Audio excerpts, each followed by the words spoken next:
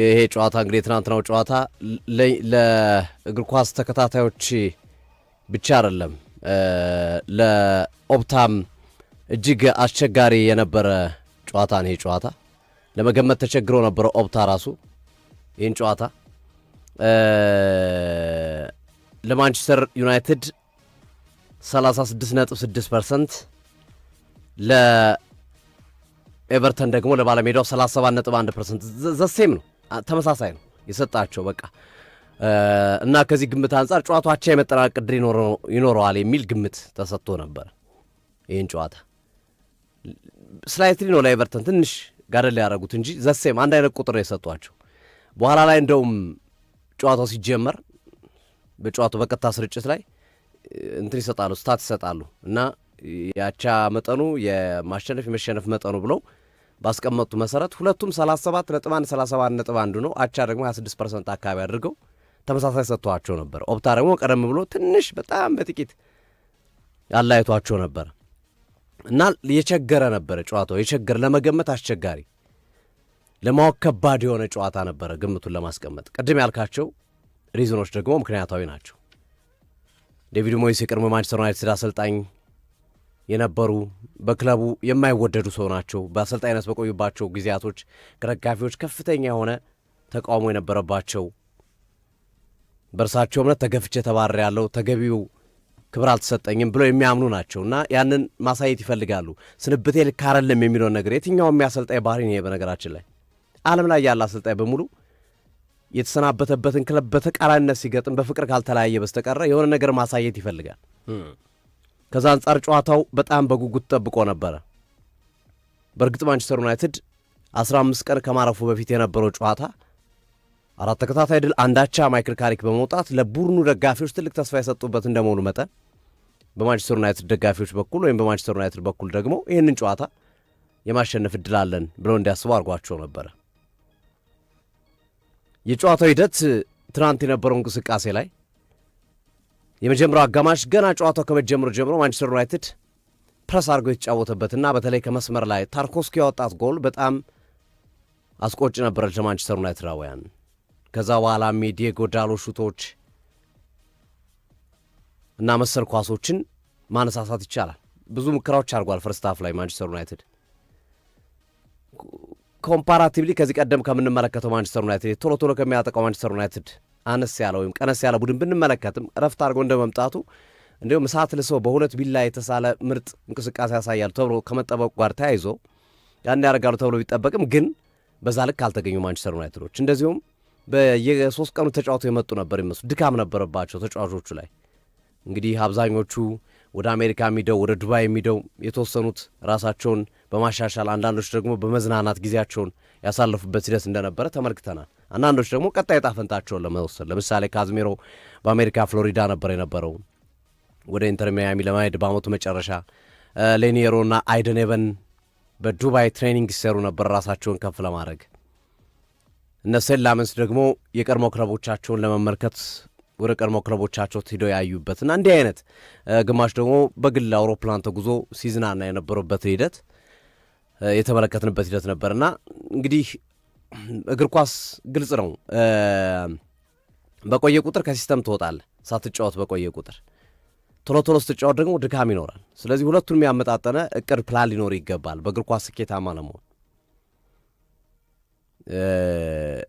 ረፍት ብዙ የሚኖር ከሆነም እሱን ረፍት እንዴት አድርጌ ልቀንሰውና ሞር ጨዋታ ላይ ላብዛ፣ ሞር አክቲቭኝ ልቆይ የሚለው ማሰብ ይኖርባል። ብዙ ጨዋታ ስታደረግ ደግሞ እንዴት አይነት ረፍት ልስጥ ለተጫዋቾቼ፣ በምን አይነት መንገድ ተጫዋቾችን ማኔጅ ማድረግ አለብኝ የሚለው የሚታይ ነው የሚሆነው እና ማንቸስተር ዩናይትድ ከዚህ አንጻር 2 ሳምንት እንደመቆየታቸው መጠን ከጨዋታ ውጪ አንዱ ፈታኝ ነገር ሊሆን ይችላል ተብሎ ተገምቶ ነበረ። ከሲስተም አክቲቭ ሳትሆኑ መቆየት አደጋለሁ የሚሉ ነገሮች ስላሉት ማለት ነው። እሱ ያመጣው ኤፌክት ይመስለኛል በትናንትናው ጨዋታ ላይ በተወሰኑ ተጫዋቾች ላይ፣ በአብዛኛው ተጫዋቾች ላይ የመውረድ ነገር የተመለከትንባቸው ኮቢ ማይኖ፣ ካዝሜሮ የመሳሰሉ ተጫዋቾች ብቻ ነበር የነበር። እነ ብሩኖ፣ እነ ሙቡሞ፣ ኩኛ፣ አማድ ጥሩ አልነበሩ በጨዋታው ላይ ማለት ነው እንቅስቃሴያቸው።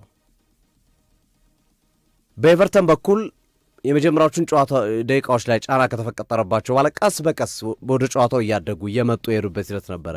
ወደ ጨዋታ የመጀመሪያው አጋማሽ አካባቢም ጥሩ ነበር። ሰከንድ ሃፍ ላይ በጣም ተሻሽለው መጡ። ማንቸስተር ዩናይትድን ዶሚኔት አድርገውት ነበረ።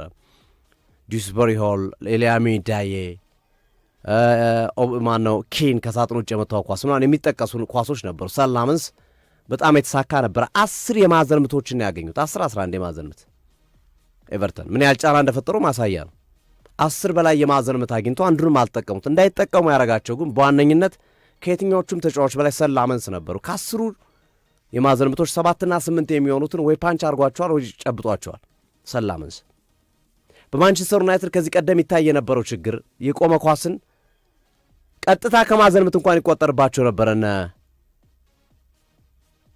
ኦናና ራሱ ባይንደር ሁለቱም ከቀጥታ ከማዕዘን ምት ጎል አስተናግደዋል። ኩኛ አስቆጥሮባቸዋል። ወልቭስ እያለ ሰን ቶተናም እያለ አስቆጥሮባቸዋል። ቀጥታ ከማዕዘን ምት የቆመ ኳስ ተጋላጭ የነበረ ቡድን ነው። ሰላመንስ በዚህ ረገድ የሰጠው ለቡድን እየሰጠው ያለው ግልጋሎት አንቲሲፔት የሚያደርግበት መንገድ፣ የትኛውን ቦታ መከላከል እንዳለባቸው ቡድን የሚመራበት መንገድ በጣም አስደናቂ ነው። ትናንት የማንቸስተር ዩናይትድ የጨዋታው ኮከብ ሊባል የሚያስችል ፐርፎርማንስ ያሳየው ለእኔ ሰላመንስ ነው። ሲያድናቸው የነበሩ ኳሶች በጣም ምርጥ ነበሩ። አክቲቭ ነበረ። 10 የማዕዘን ምት ተመቶብህ ታርኮስኪ ባለበት ማይክል ኪን ባለበት ቡድን እነ ቤቶ ባሉበት ቡድን ውስጥ 10ሩንም ማክሸፍ ለዛውም አደጋ ሳይፈጥሩ ያን ያህል አደጋ እንዳይፈጥሩ ያደረገበት መንገድ ማክሸፉ ብቻ እኮ አይደለም፣ አደጋ እንኳን እንዲፈጥሩ አልፈቀደላቸው። በትልቁ የዚህን ተጫዋች በትናንትናው እንቅስቃሴ ላይ ትልቅ ክሬዲት የምሰጠው ነው። ትናንት በነበረው ጨዋታ ላይ ማንቸስተር ዩናይትድ በጣም ክሊኒካል ነበረ። ያገኘውን እድል ከመጠቀም አንጻር ክሊኒካል ነበረ። ምክንያቱም 3ቱ የክረምት የዝውውር መስኮት ፈራሚዎቻቸው በጋራ የፈጠሩት ጥብረት ነው ውጤት ያመጣው። ኩኛ ከራሳቸው ክልል ከ16 ከ50 ትንሽ ወጣ ብሎ ኳሱን አገኘ። ለሙብሞ በረጅም መታለት። ሙብሞ ኳሱን በደንብ ተረጋግቶ ለሸሽኮ ሰጠ። ሸሽኮ በእርጋታ ነው ጨዋታውን የጨረሰው። ኳሱን ጎልን ያስቆጠረው በጣም በተረጋጋ መንገድ፣ ለዛውም በማይታወቅበት።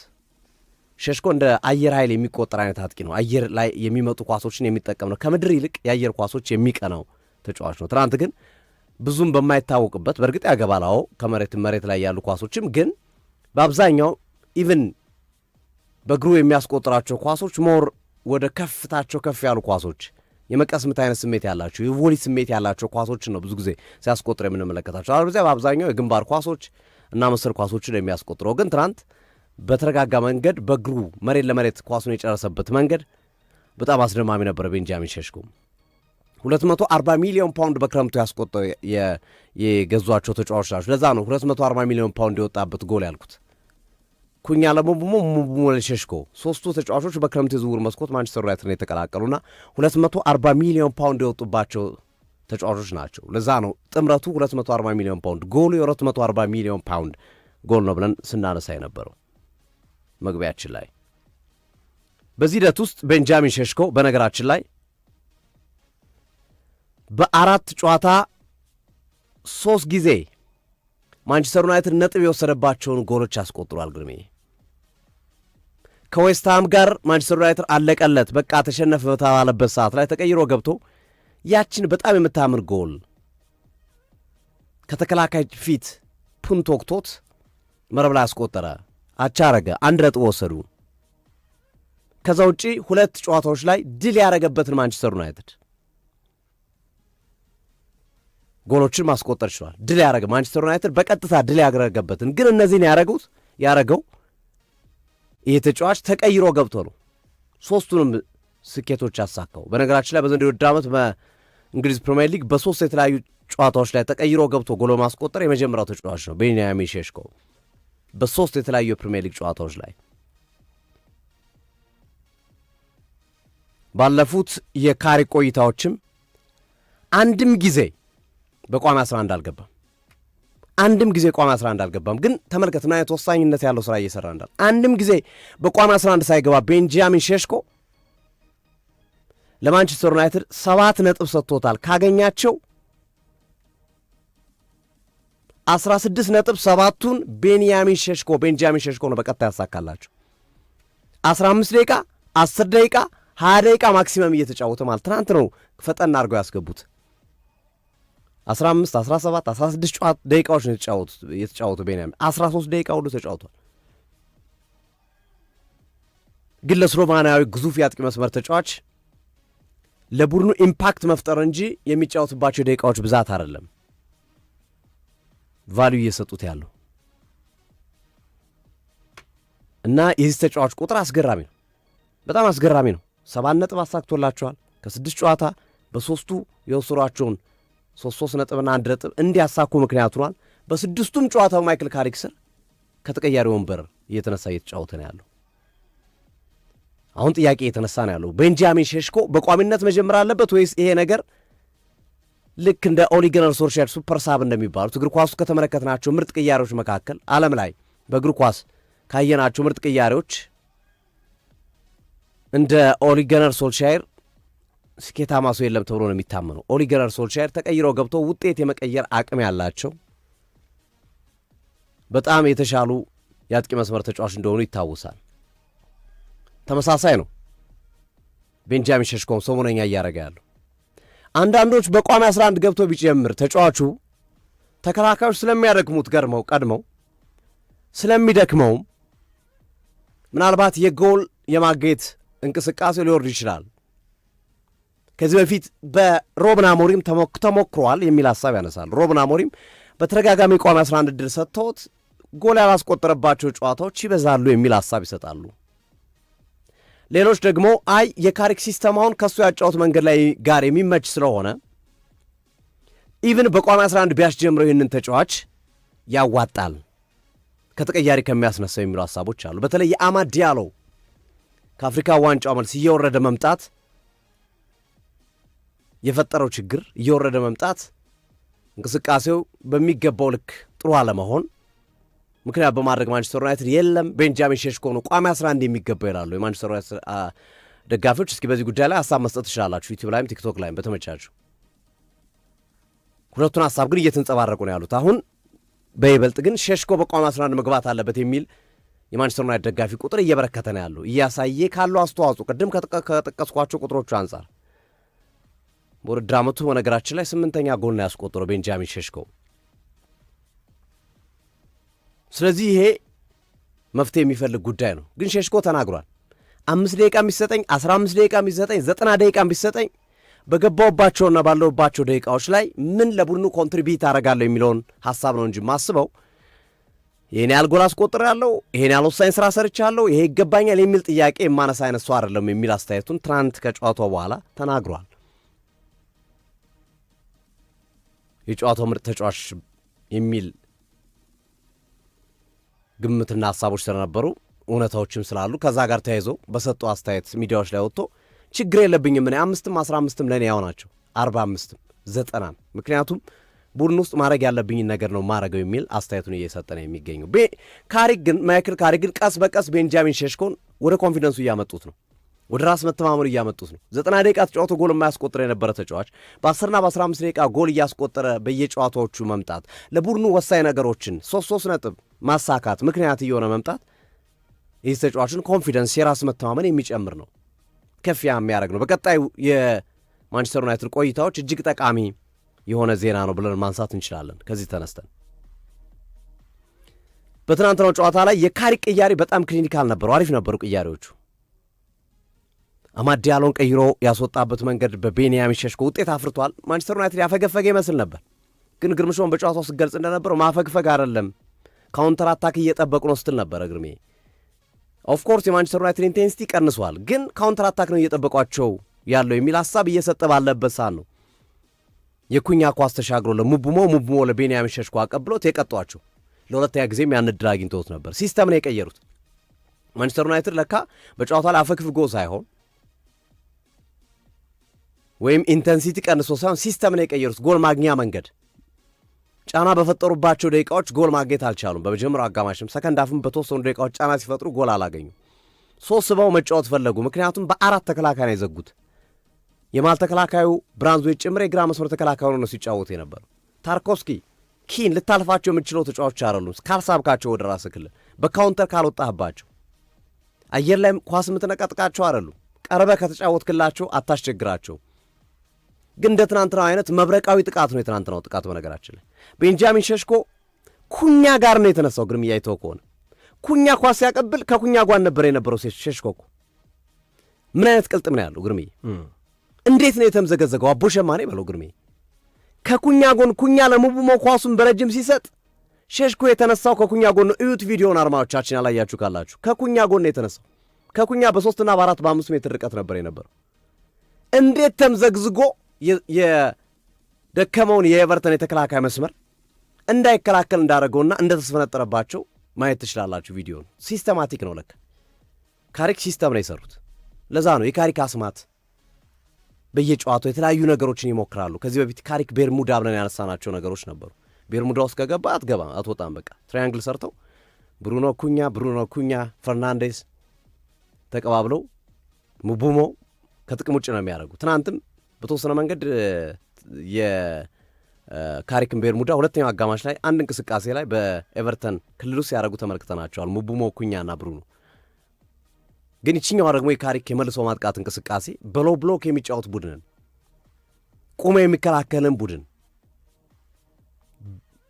አሁን ተመችቶኛል፣ አሁን እያጠቃው ነው፣ አሁን ጎል ላገባ ነው ብሎ ጫና ፈጥሮ የተጫወተበት ባለበት ሰዓት ላይ በዛ መንገድ የቀጡበት መንገድ አስተማሪ ነው። ሌሎች ክለቦችም ሌሎች ሜትሮችም እንዳሉት ማንቸስተር ዩናይትድ ማሳያ ነው።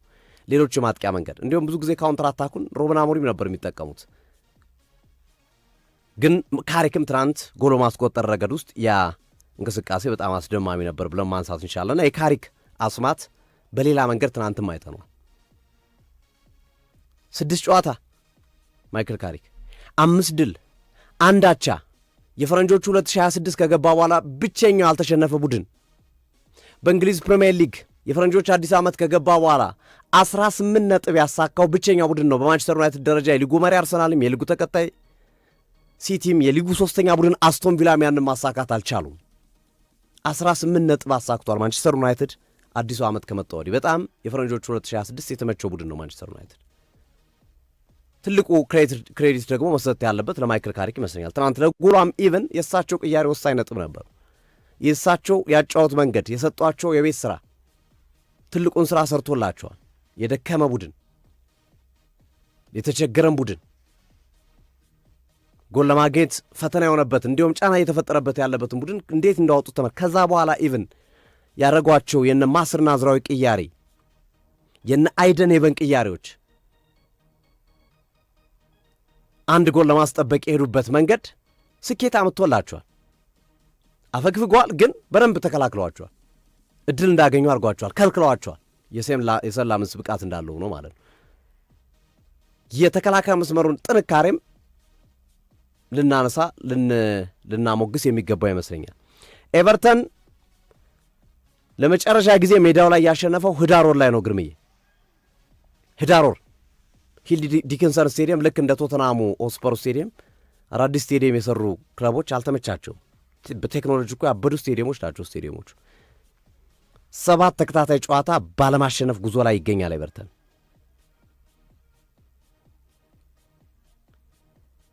በእንግሊዝ ፕሪሚየር ሊግ ድል ሳያረግ ቅድም እያነሳን ነበር። ማንቸስተር ዩናይትድ አዲሱ የፈረንጅ ዓመት ከገባ በኋላ ብዙዎችን ድል ያደረገው ማንቸስተር ዩናይትድ ነው። በማንቸስተር ዩናይትድ ልክ ድል ያደረገ ቡድን የለም እያልን ነበር። በእንግሊዝ ፕሪሚየር ሊግ ያለፉት 12 ተከታታይ ጨዋታዎች ድል ያላረገው ብቸኛው ቡድን ኤቨርተን ነው ግርሜ።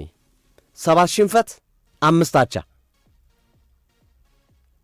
ካለፉት 10 ጨዋታዎች 6ቱን ተሸንፏል።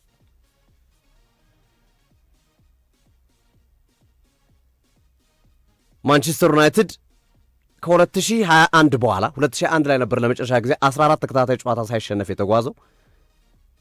ረጅሙን ያለመሸነፍ ጉዞ እያደረገ ነው። 10 ጨዋታ ሳይሸነፍ እየተጓዘ ነው። በእርግጥ ካሪክ 6 ናቸው ገና፣ ግን ፍሌቸርም በያዙበት ጊዜ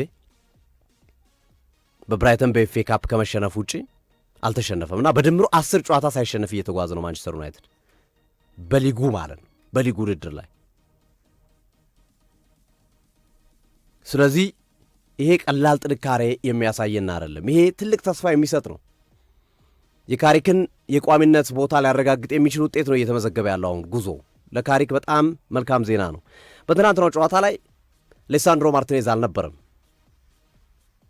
የባት ጉዳት አስተናግዶ ነበር። በመጨረሻው ሰዓታቶች ላይ ከጨዋታው ውጭ መሆኑ የተረጋገጠው ሊሳንድሮ ማርቲኔዝ ማንቸስተር ዩናይትድ ጠዋት በአወጡት መግለጫና ወይም በሰጡት ሀሳብ ወይም ከማንቸስተር ዩናይትድ ክለብ በተገኘ መረጃ መሰረት ሊሳንድሮ ማርቲኔዝ ጉዳቱ ለክፎ የሚሰጥ አይደለም። ከ1 እስከ 2 ሳምንት ብቻ፣ ማክሲመም 2 ሳምንት፣ ሚኒመም 1 ሳምንት ከሜዳ ያርቀዋል። ስለዚህ ለማንቸስተር ዩናይትዶች እጅግ መልካም ዜና ነው። ትናንት ሌኒሮ ጥሩ ነበረ፣ ግን ከሊሳንድሮ ማርቲኔዝ አንጻር ግን ይህ ተጫዋች ብቃት በቂ ነው ለማለት የሚያስችል አይደለም። ሊሳንድሮ ማርቲኔዝ በጣም የተዋጣለት ተከላካይ ነው፣ ያስፈልጋቸዋል። በተመሳሳይ የብራያን ምቡሞም ጉዳት አሳሳቢ አይደለም። ትናንት ሊምፕ አድርጎ ወይም ጉዳት አስተናግዶ ተቀይሮ ወጥቶ ነበር፣ ግን ጉዳቱ አሳሳቢ አይደለም። ስለዚህ መልካም ዜና ነው ለማንቸስተር ዩናይትድ። የሁለቱም ተጫዋቾች ጉዳት አሳሳቢ ያለመሆን እንደ መልካም ዜና የምናነሳው ጉዳይ ይመስለኛል። ዴቪድ ሞይስ በጣም ተበሳጭቶ ነበረ። ጨዋታው ሲያልግርም እያየታችሁ ከሆነ ተበሳጭቶ ነበር። የጠበቁት ነገር ነበር። በጎዶሎ 75 ደቂቃ ተጫዋቶ ያሸነፈ ቡድን በሙሉ ቡድን በሜዳውና በደጋፊ ፊት ያሸንፋል የሚል ግምት ነበራቸው። መጥፎ ሆኖ አይደለም ኤቨርተን በእርግጥ ትናንት 3 ነጥብ ያጣው መጥፎ ሆኖ አይደለም። ሰከንድ ሃፍ በተለይ በጣም ጥሩ ነበሩ፣ ግን ክሊኒካል አልነበሩም። ያገኟቸው እድሎች ከመጨረስ አንጻር፣ ያገኟቸው እድሎች ከመጠቀም አንጻር ክሊኒካል አልነበሩም እና የሸሽኮ ቅያሪ የካሪክ ቅያሪዎች በጣም ኢምፓክትፉል ነበሩ፣ ተጽዕኖ ፈጣሪ ነበሩ። በትናንትናው ጨዋታ ላይ አይቶ ከሆነ ቡድኑ ጥሩ የመጫወት እንቅስቃሴ ያሳያል ማንቸስተር ዩናይትድ ፈርስት ሃፍ ላይም፣ ግን ይሄ የማሸነፍ ገት የማሸነፍ እንቅስቃሴ አልነበረውም እያልን እያነሳን ነበር። የማሸነፍ የተንቀለቀለ ስሜት አልነበረውም። የሸሽኮ መግባት ግን ያንን ነገር ቀይሮ 3 ነጥቡን እንዲያሳኩ ያደረገባቸው ሂደት አለ እና የካሪክ የስኬት ጉዞ ቀጥሏል። አሁን ይሄ መቀጠል ይበልጥ በጨመረ ቁጥር ማይክል ካሪክ የማንቸስተር ዩናይትድ ዋና አሰልጣኝ የመሆን ዕድላቸው እየሰፋ ነው የሚሄደው። የሚገባቸው ይመስላል እስካሁን ያለው 6 ጨዋታ ጉዞ። እኔ ከትናንቱ ጨዋታ ባለፈ መነሳት ያለባቸው ጉዳዮች ቀጣይ የሚደረጉ የእንግሊዝ ፕሪሚየር ሊግ የጨዋታ መርሃ ግብሮች የሚያሳዩት የማንቸስተር ዩናይትድ ብቃት ማይክል ካሪክን በቀጣይ የአሰልጣኝነት ሚናው ላይ አሻራ ወይም ተጽዕኗቸው የላቀ እንደሆነ እረዳለሁ። ማንቸስተር ዩናይትድ እና ማይክል ካሪክን ስናየው ማይክል ካሪክ በተፈጥሮ የመጀመሪያ ተከታታይ ጨዋታዎችን በማሸነፍ ይታወቃል። አጨራረስ ግን ደካማ አሰልጣኝ ነው። ለዚህ ማስረጃ ከሚድልስ ብራ ጋር የነበረው አሰልጣኝነት ሂደት እንደዛ ስቴዲየሙ ከዳር እስከ ዳር ሲያጨበጭብለት የነበረ አሰልጣኝ፣ በኋላ ላይ ግን አሰልጣኙ ይውጣልን ማየት አንፈልግም እስኪሉ ድረስ የሚድልስ ብራው ደጋፊዎች ያየንበት ሂደት እንደነበር አይዘነጋም። ስለዚህ የዚህ የማይክል ካሪክ ጉዳይ ገና ነው። እኔ ፈተና በአግባቡ የተፈተነ አይመስለኝም። ከጋሪ ኔብል ሀሳብ ጋር ትስማማለህ ማለት ነው? አዎ ፈተና አልተፈተነም። ጋሪ ኔብል እያለ ያለው ኦፍኮርስ አዎ ይገባዋል ብዬ አስባለሁ። ቦታውን ግን አማራጮቻችንም ማየት ማቆም የለብንም። እነ ሉዊስ ኤንሪኬን ሌሎችንም አሰልጣኝ ማየታችን ማቆም የለብንም የሚል ሀሳብ ይሰጣል። በትክክል አሁንም የማንቸስተር ዩናይትድ ፈተና ወይም የውጤት ጉዞ በቀጣይ ጨዋታዎች ላይ የሚወሰንባቸው መርሃ ግብሮች ከ1 ሳምንት በኋላ የሚከሰቱ ይመስለኛል። ከሴንት ጄምስ ፓርክ የሚጀምር ይመስለኛል።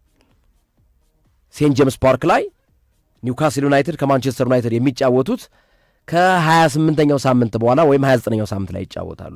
በ28ኛው ሳምንት ኦልትራፎርድ ላይ ክሪስታል ፓላስን ይገጥማል። በዘንድሮ የውድድር ዓመት እንቅስቃሴው ስንመለከተው ክሪስታል ፓላስ እምብዛም የሆነ ክለብ ነው። ነገር ግን ኒውካስል ዩናይትድ ሴንት ጄምስ ፓርክ ላይ በጣም ከባድ ቡድን ነው። ብሩኖ ጊማሬሽ የመድረስ ዕድል አለው። በነገራችን ላይ በዛ ጨዋታ ይሄ ቡድን ኳራባግን እንዴት እንዳደረገው በሻምፒዮንስ ሊግ አይተናል። ዛሬ ምሽትም ጨዋታ አለው። በነገራችን ላይ የመልሱ ጨዋታ ሴንት ጄምስ ፓርክ ላይ ኒውካስል ከኳራባግ ማንቸስተር ሲቲን እንዴት ፈትኖት እስከ መጨረሻው እንደ ቆየ የቅዳሜው ጨዋታ መርሃ ግብር የተመለከተ ማስረጃ ነው። ኢታድ ስቴዲየም ላይ ያውም የነበረው ጨዋታ ማለት ነው። ስለዚህ ረቡዕ ምሽት የሚደረገው የሴንት ጄምስ ፓርኩ ጨዋታ የማንቸስተር ዩናይትድ የፈተና ጊዜ የሚጀምር ይመስለኛል። ለምንድን ነው ከኒውካስል በኋላ ያሉት ፈተናዎች ከባድ ናቸው ያልኩት? ኒውካስልን ከገጠመ በኋላ አስቶን ቪላን ነው የሚገጥመው። በአስቶን ቪላና በማንቸስተር ዩናይትድ መካከል የ3 ነጥብ ልዩነት ብቻ ነው ያለው። ኢቨን ኒውካስልን ቢያሸንፍ አስቶን ቪላ ኦፍኮርስ ኦልትራፎርድ ላይ የሚደረግ ጨዋታ ነው፣ ግን አስቶን ቪላ ከኋላ አጠገቡ ያለው ማን እንደሆነ ስለሚረዳ ቀላል ተጋጣሚ ይሆናል ብዬ አላስብም። ቀጥሎስ የአንዶኒ ኢራዮላ ቡድን በርማውዝ ነው። ቀጥሎስ በተወሰነ ርቀት ቼልሲን ያገኛል። ቀጥሎ ሊቨርፑልን ያገኛል። ተመልከት ሶፊ፣ እነዚህ ደግሞ ክለቦች ስንረዳቸው አስቶን ቪላም ቶፕ ፎር ማጠናቀቅ ይፈልጋል፣ ቼልሲም ቶፕ ፎር ማጠናቀቅ ይፈልጋል፣ ሊቨርፑልም። አሁን ሁሉም ቡድኖች ሁሉም ክለቦች የቶፕ ፎሩ ጉዳይ በራሳቸው እጅ የሚወሰን ነው የሚሆነው። በራሳቸው በየክለቦቹ የሚወሰን ይሆናል ማለት ነው። ስለዚህ የማንቸስተር ዩናይትድ ፈተና ገና ነው። ከዚህ በኋላ ያለው ጠንከር የሚልበት ይመስለኛል ከተጋጣሚዎቹ አንጻር ቼልሲንም ሊቨርፑልንም አስቶን ቪላንም ከመግጠሙ አንጻር ማለት ነው። ጠንካራ ፉክክር እንደሚያጋጥመው አስባለሁ።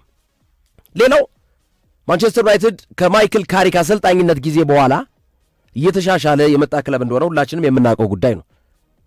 አንድ ጨዋታ ብቻ ነው አቻ የተለያየው።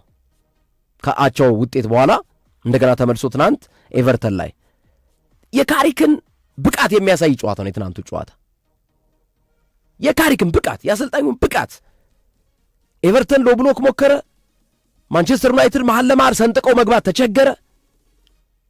ኢቭን እነ ብሩኖ ፈርናንዴዝ ጭምር ወደ ጎን አስፍተው ሜዳውን ለጥጠው በዚህ ቦታ ላይ ሲጫወት አይተነው አናውቅም እኛ። ብሩኖ ፈርናንዴዝ መሀል ላይ በ10 ቁጥር ሚና ከአንዳንዴ ሲቸገሩ ደግሞ በ6 ቁጥር ሚና ሲያጫውቱት አይተናል ብሩኖ እንጂ ብሩኖ የሃፍ ስፔስ ተጫዋች እንደሆነ ነው የምናውቀው እኛ። ትናንት ግን የት ላይ ስናየው ነበር? ዊንግ ላይ አማድ ያለው ቦታ ላይ ለጥጦ ሲጫወት ነበር። ምክንያቱም መሀል ለመሀል ፔኔትሬት አድርጎ ሰንጥቆ ለመግባት ዩናይትድ ትናንት ሲቸገር አይተነዋል። በኋላ ላይ የማይክል ካሪክ ብልጠት እና የተጠቀሙበት ዘዴ ሙሉ በሙሉ ኤቨርተኖች እንዲያጠቋቸው ነው እድል የሰጧቸው፣ ለካውንተር አታክ ሲያመቻቻቸው ማለት ነው።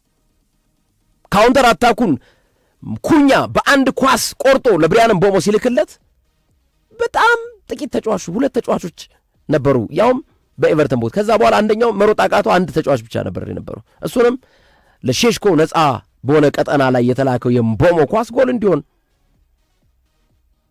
የተመለከትንበት የጨዋታ መርሃ ግብር ነው። ይሄ የማይክል ካሪክ ስራ ነው። ይሄ ነው የአሰልጣኝ የሆነ እቅድ ይዘመተ ፕላኔ ካልተሳካለ ፕላን ቢ መስራት አለብህ። ፕላን ቢ ፌል ካረገብህ ጨዋታውን አይተህ ፕላን ሲ መግባት አለብህ፣ እቅዶችን ማለት ነው። እነዚህን ያደረገበት ሂደት በጣም የሚበረታታ ነው አሰልጣኙ። ግን አሁንም ማንቸስተር ዩናይትድ እንደ ክለብ ከእግር ኳሱ ውጭ የሚነሱበት ጉዳዮች አሁንም የዚህ ክለብ ጉዳይ ያሳስበኛል። እኔ ያን ስመ ገናና ክለብ ያን ትልቅ ስም ያለውን ክለብ ትንሽዬ ነጥብ የምትመስል ግን ጥላሸት የምትቀባ ተግባራት በተለያዩ ጊዜ እየተፈጠረበት አይተናል። በጣም ጥሩ አድማጮች፣ አሁን ምን ለማለት ፈልጎ ነው፣ በምን ምክንያት ነው፣ ምን ተረሳ ደግሞ የሚሉ ሐሳቦች ሊጠቅሱ ይችላሉ። ዛሬ ዴይሊ ሜል ይዞት የወጣው ዘገባ አለ ማንቸስተር ዩናይትድን በተመለከተ ኤክስክሉሲቭሊ ይዞት የወጣው ማለት ነው። ኦልድ ትራፎርድ ላይ በርካታ የማንቸስተር ዩናይትድ ደጋፊዎች ስቴዲየም ከመግባታቸው በፊትና ስቴዲየም ከገቡ በኋላ የሚዝናኑበት ካፌ አለ። ዩናይትድ ካፌ ይባላል። ይሄ ዩናይትድ ካፌ የተባለው ሙሉ በሙሉ በማንቸስተር ዩናይትድ ማሊያ፣ በማንቸስተር ዩናይትድ አርማ ያሸበረቀ እዛው ከስቴዲየሙ አጠገብ የሚገኝ ከዩናይትድ ደጋፊዎች ውጭ ማንም የማይገባበት ይሄ ካፌ ደግሞ በርገር፣ ቺፕስ፣ አሳዎች የሚሸጥ ካፌ ነው። እዚህ ካፌ ውስጥ የምርመራ ቡድን ተልኮ የአካባቢው አስተዳዳሪ ወይም ካውንስሉ ኢንስፔክተሮች ሂደው መርማሪዎች ሂደው የአይጥ ማዕት ነው ያገኙት። አሁን ትልቁ ዜና ዛሬ እሱ ነው፣ ኤክስክሉሲቭሊ የወጣው ማለት ነው። ምን ያህል የትናንቱን ውጤት አሻራ ወይም ደግሞ ጥቁር ነጥብ እንደሚያሳርፍበት ስታዩ ቀላል ነገር ትመስላለች። ግን ዩናይትድ በአይጥ ጉዳይ አሁን መነሳት ነበረበት ስሙ እና በጣም ብዙ አይጥ ነው የተገኘው። ሶፊ በጣም ብዙ አይጥ መርማሪዎቹ አይጥ ብቻ አይደለም ያገኙት፣ የሚሽሎኮለኩ አይጥ ብቻ አይደለም ያገኙት። ዩናይትድ ስቴዲየም አጠገብ ኦልድ ትራፎርድ አጠገብ ዩናይትድ ካፌ የሚል ማለት ነው። በአይጥ የተጋጠ ድንች ቺፕስ ነው የሚሸጠው ብያለሁ። እንግዲህ ይሄ ካፌ በአይጥ የተጋጠ ድንች እንደ ናሙና ሁሉ ይዘውት መርማሪዎቹ። እና ይሄ ካፌ ባለቤቱ 10,000 ፓውንድ እንዲቀጣ ተደርጓል። 10,000 ፓውንድ። ተመልከት እንግዲህ ትናንት ኤቨርተንን አሸነፈ፣ ቶፕ ፎር ገባ ብለህ ስታበቃ የዓለም ትላልቅ መገናኛ ብዙሃን አሁንም ማንቸስተር ዩናይትድና አካባቢው በአይጥ እንደተወረረ ነው። አይጥ ደግሞ ያው ብዙ ጊዜ በሽታ የምታመጣ ተላላፊ በሽታ፣ የተስቦ በሽታ የሚባሉ በተለይ ከንጽህና ጉድለት ጋር የሚመጡ እንደ ታይፎይድ እንደ ታይፈስ አይነት ነገሮችን ከሚያመጡ እንስሳቶች መካከል አንድ አይጥ ነች። እና ያንን የተጋጠ ድንች ቺፕስ አድርገው ሲሸጡ ነው እጅ ከፍንጅ የተያዙት መርማሪዎች ደርሰው ማለት ነው። ዩናይትድ ስቴዲየሙ አጠገብ ማለት ነው። ዩናይትድ ካፌ ነው የሚሰኘው። እና ለምንድን ነው ዩናይትድ እንደዚህ አይነት ነገሮች ላይ ትልቁ ስሙ ትልቁ ኢሜጁ የሚናደው? ለምንድን ነው? በትንሽ ነገር ማለት ነው። ቀላል የሚመስል ግን ውጤትን የሚሸፍን የነ ሳንላሜንስን የትናንት ተጋድሎ የነ ሼሽኮ ጎል አስቆጣሪነት ቅድም ሶፊ አወራው። አሁን እኔ ስላይጥ መረጃ ሳወራ እርግጠኛ ነኝ ብዙ ሰዎች ለምንድን ነው ግን ይሄ ክለብ በዚህ ደረጃ ስሙ የሚነሳው የሚሉ አስተያየቶችን ጉዳዮችን እንደሚያነሱ አልጠራጠርም። እና እንዲዘጋ ተደርጓል። ዩናይትድ ካፌ በጣም ታዋቂ ካፌ ነው ባይዘው እዛ ኦልድ ትራፎርድ በጣም ታዋቂ ማለት ነው። የማንቸስተር ዩናይትድ ደጋፊዎች ብቻ ነው የሚገቡት። ሙሉ በሙሉ ካፌው በዩናይትድ አርማ ያሸበረቀ ካፌ ነው። እና እነዚህ ድንቾች የሚሸጡት ነገሮች በአይጥ አንድ ሁለት አይጥ እኮ አይደለም ሶፊ የተገኘው የአይጥ መንጋ ነው የሚለው ዘገባው ራሱ ዴሊ ሜል ራሱ የአይጥ መንጋ እዛ ስቴዲየሙ አጠገብ ያለው ትልቁ ካፌ የሚሸጠው ድንች እየተጋጠ በአይጥ በዚህ ደረጃ በመርማሪዎች ከተያዘ እዛው ስቴዲየም ውስጥ ደግሞ ያለውን ችግር አስበው። ለምንድን ነው ዩናይትድ በዚህ ደረጃ ክለቡን ስሙን ከፍ የሚያደርግ ደረጃውን የሚመጥን ስቴዲየሙን የሚመጥን የንጽህና ጉድለት ከሚያመጣቸው ተግባራቶች አንዱ ነው። ትልቅ ክለብ ነው ዩናይትድ። የአይጥ መርዝ መግዛት አቅቶት ነው እንዴ? ቢያንስ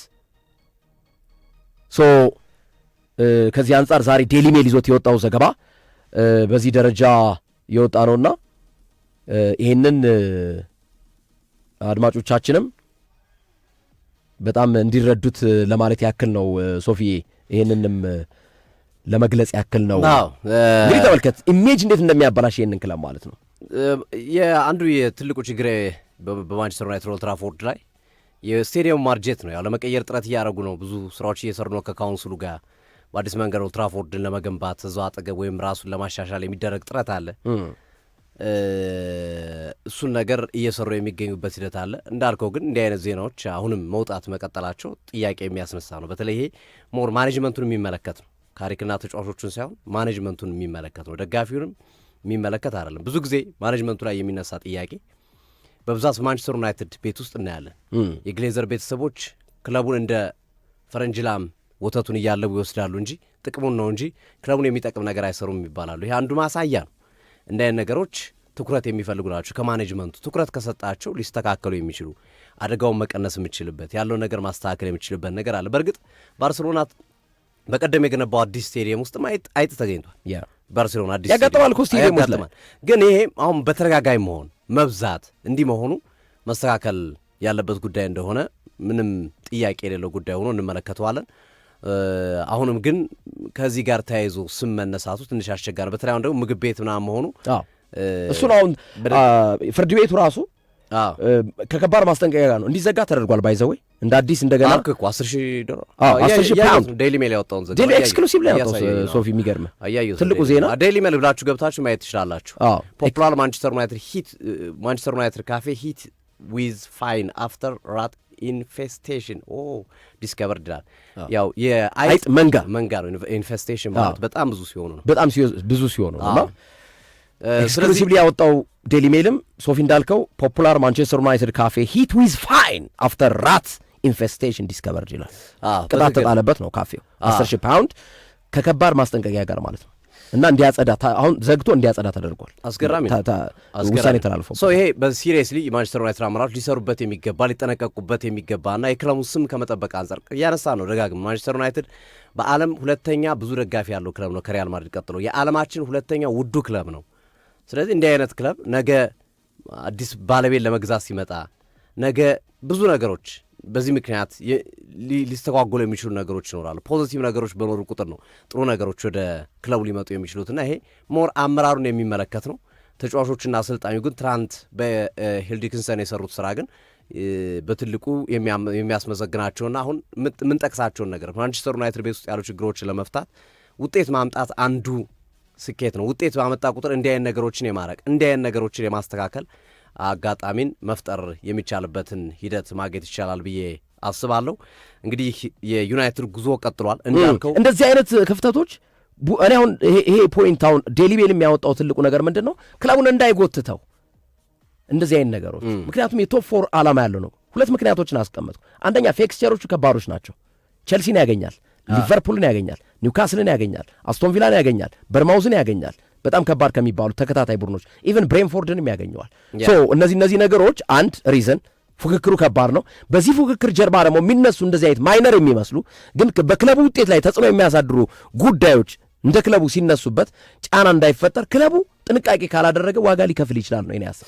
ምንም ጥያቄ የለውም ግርምዬ። ያው ዓለም መገናኛ ብዙሃኖች እየዘገቡት ያለው ዘገባ ነው። ይሄ ዘገባ ዞሮ ግን የማንቸስተር ዩናይትድ ድል እጅግ አስደሳች በተለይ ሶስቱ በክረምቱ የዝውውር መስኮት የመጡ ተጫዋቾች የፈጠሩት ጥምረት ውጤታማ ማድረግ እኔ በጣም ትልቅ ተስፋ እመለከታለሁ ከማንቸስተር ዩናይትድ በቀጣይ ዓመታቶች ትልቅ ተስፋ እያየሁ ነው ያለሁት። በየጨዋታዎቹ የሚያደርጉት ቶተንሃምን፣ ሲቲን፣ አርሰናልን ትናንት ኤቨርተን ላይ በተለይ ከማይክል ካሪክን በፊት በሩበን አሞሪም ስርም የእነዚህ ተጫዋቾች ሁኔታ በጣም አስደሳች ነበር። የማጥቃት እንቅስቃሴ ማንቸስተር ዩናይትድ ከብሩኖ ፈርናንዴዝ ጀምረ ከሱ በላይ ያሉት ተጫዋቾች በሙሉ በጣም ኳሊቲ ናቸው። ማንቸስተር ዩናይትዶች ዋንጫ የመውሰድ አቅም ያላቸው ተጫዋቾች ናቸው እና ከብሩኖ ፈርናንዴዝ በኋላ ያሉትን ከካዝሜሮ ጀምረ ካዝሜሮ በእርግጥ ዘንድሮ አሪፍ ነው፣ ግን ከካዝሜሮ ጀምረ ተከላካይ መስመሩን እስከ ግብ ጠባቂው ይዘ የተሻለ እድገት ወይም ትንሽ ሶፊስቲኬሽን ከጨመርክበት ከፍ ያሉ ተጫዋቾችን አሁን ካሉት ተጫዋቾች የተወሰነ ማሻሻያ ካረክ ቀጣይ ዓመት ማንቸስተር ዩናይትድ ወደ ጥሩ መንገድ የሚመጣ ወደ ዋንጫ ፉክክርም ጭምር ሊመጣ የሚችል ቡድን እንደሆነ ስኳዱን ማስፋት ከቻለ